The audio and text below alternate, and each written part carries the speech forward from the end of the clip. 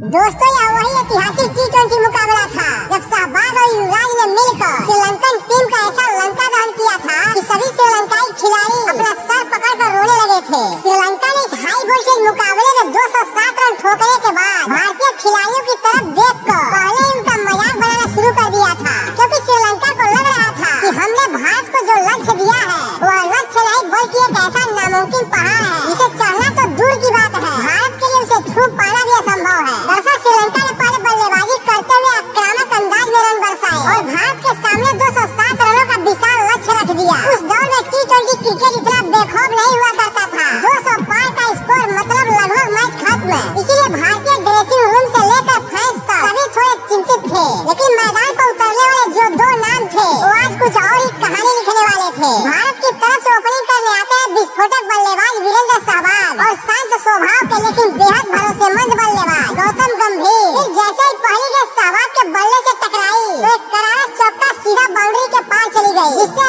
साफ हो गया कि आज मुकाबला बराबरी का नहीं बल्कि दबदबे का होगा। लेकिन दूसरी तरफ गंभीर समझदारी से सिंगल डबल लेकर स्ट्राइक रोटेट कर रहे थे और सहवाग तो उस दिन अलग ही मिशन पर थे। उनकी हर शॉट में आग थी, हर चौके में चेतावनी थी और हर छक्के में चुनौती। श्रीलंकन गेंदबाजों की लाइन लेंथ तहस-नहस हो चुकी थी, इसीलिए पावर प्ले खत्म होते होते भारत का स्कोर 60 रन के पार जा चुका था और स्टेडियम में इंडिया इंडिया के नारों से गूंज रहा था। लेकिन तभी भारत को एक छोटा सा झटका लग गया। गौतम गंभीर 2 रन चुराने के चक्कर में रन आउट हो जाते हैं, जिससे एक पल के लिए स्टेडियम में सन्नाटा छा गया, क्योंकि लक्ष्य अभी भी विशाल था और अब जरूरत थी किसी ऐसे खिलाड़ी की जो दबाव को चीर दे। तभी मैदान पर कदम रखते हैं खुद कप्तान महेंद्र सिंह धोनी और आते ही एक क्लासिक हेलीकॉप्टर शॉट जड़कर उन्होंने अपनी मंशा साफ कर दी। उधर सहवाग तो आज जैसे तूफान बन चुके थे। उन्होंने महज 27 गेंदों में अपना अर्धशतक पूरा करके श्रीलंकन खेमे में खलबली मचा दी। गेंदबाज परेशान, कप्तान बेचैन और फील्डर हताश। हालांकि 64 रनों की धमाकेदार पारी खेलकर सहवाग पवेलियन लौट गए, लेकिन वो अपना काम कर चुके थे।